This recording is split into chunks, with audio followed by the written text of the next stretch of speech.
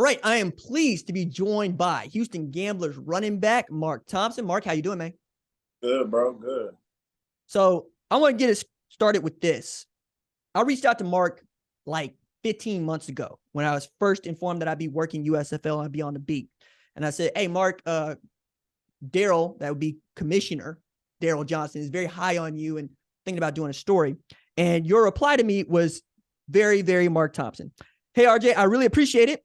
The offer is huge. However, I'm really focused on being the best product of myself I can be when the lights cut on. When the season begins, if you're still interested, feel free to reach out again. And then you did me the service of locking in my number. And here we are. You are tied for the lead in rushing TDs in the USFL with 8. Your program, your franchise is at the top of my USFL power rankings as the number 1 team in the league right now. You're at 3-2. You're looking real good for a spot in the playoffs. Hey, man, it seems to be coming together for you, is it? Yeah, everything seems to be going the way we want it to go. We control our own destiny at this point. We've just been kind of every weekend better and better, locking more in with the game plan, the schemes, the plays, everything that a great team wants to have going their way. I feel like we're putting it all together. You also got one of my dudes that started at quarterback last weekend. Terry Wilson will claim Oklahoma City, but from Dale City. And I'm going to make sure that everybody knows he's from Dale City. But felt like with Kenji being out specifically for that game, that they were leaning on you and another dude that's mine, right? TJ Pledger, who transferred from Oklahoma to Utah, to carry the offensive load. And it's not just that y'all were able to do that, it's that y'all were able to play clean football. How big of an achievement was it for y'all to not turn over the ball and not commit any penalties, at least to Coach Johnson, if not yourself? It's amazing to everybody because we've said since week 1, we're the best team when we have no penalties and no turnovers. If you look at our 2 losses, I believe we either had a lot of penalties or a lot of turnovers, and you just simply can't win a football game like that. And it's definitely more exciting now that I'm in the mix. I feel as though I'm doing my part and I'm changing the game as much as I can. And it's effective and it's helping out. And like I said, we're clicking on all cylinders. It does look that way. It is coming together in a way that it felt like it was on the verge last year with Coach Sumlin and with Coach Johnson. It feels like y'all have been over that. Now you are really getting to know yourselves. You know what your identity is.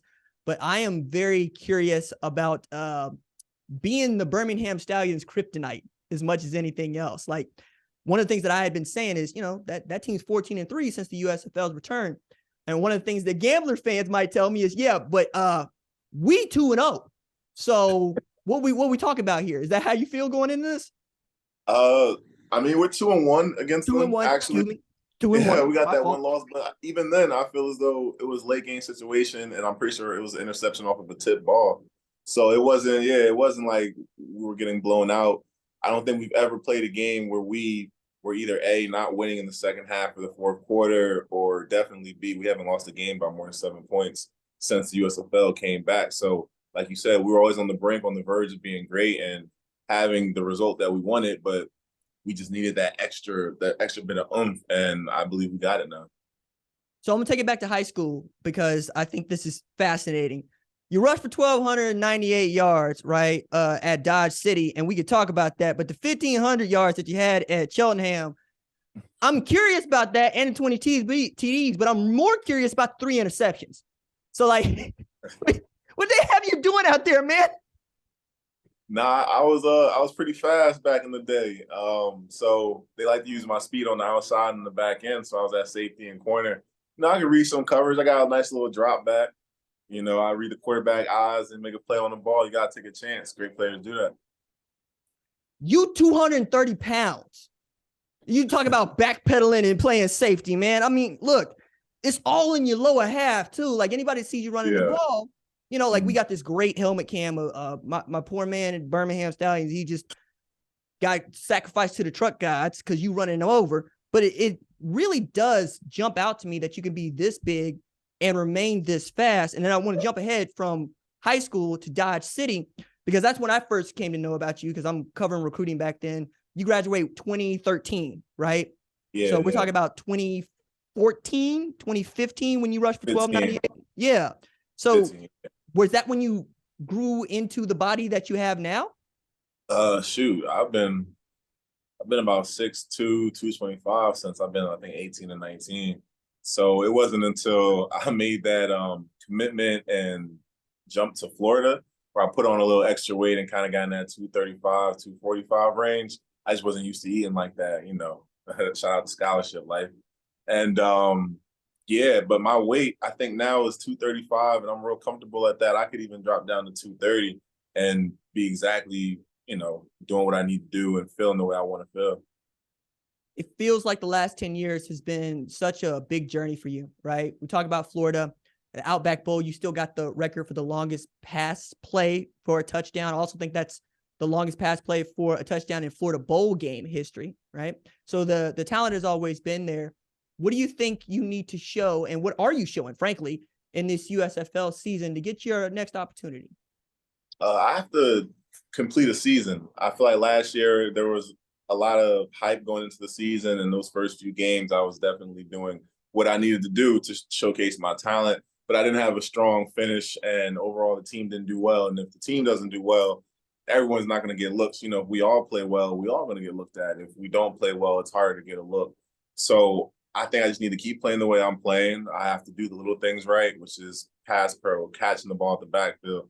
Really, any stigma that they have against a bigger back, I just need to break that and, you know, keep doing what I'm doing as a bigger back, and the advantages that someone can look at me and think, okay, this is what he's good at and what he's not good at.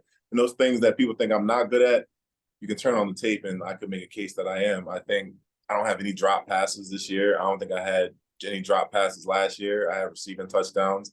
Knock on wood, I plan to have some more this year. So just showing that I can be a complete back for anybody, and I can definitely play special teams. It's just the role that I'm in right now. You know, I'm playing my role and doing my job that they want me to do. But anything that they need me to do on this team or any team, I'm down to do. It's a difficult headspace to maintain. It really is. And one of the reasons that I think it is because you're in the middle of it. But after last year and how you saw it went for so many guys that played in the USFL, the most prominent of which is Devontae Turpin, right? Makes Right. Pro Bowl after, makes the team, and then makes Pro Bowl as a kick returner. You also got another one of my guys. I keep trying. I feel like Houston's just full of my dudes. Manny Bunch went to the University of Tulsa. I'm a Tulsa alumnus, right? But it's about having that group of dudes like yourself who are so accomplished and so athletic. It's just about getting opportunities, knowing what the USFL was able to provide last year and what dudes are still on NFL rosters this year. How excited are you to see that the team is doing as well as it is, and you're going to get more opportunities as you guys continue, not just play good football, but win football games? Yeah, it's really exciting. That's the thing I look forward to the most, is just week in, week out, seeing what we're gonna do on game day. We have a great team. We had a great team last year, and like I said, we were just missing that little bit of oomph to get us over that hump. And we've been doing it. We've been showcasing it, and I think everyone sees that we're the team that we should have been last year, and we're coming into ourselves. And man, I think we just keep getting stronger every single week. And like I said, I'm excited every weekend to see what the gamblers are gonna do. Well, I am excited to see y'all in person. I got a couple trips set up for the Memphis Hub. Be out there, get to shake your hand, and write this story that I've been looking to write since March 2nd, 2022. And it feels like now I have reason enough on your behalf to write it. Mark Thompson, thanks so much for joining us here on the #1 college football show. And no problem, RJ. Thanks for having me, bro.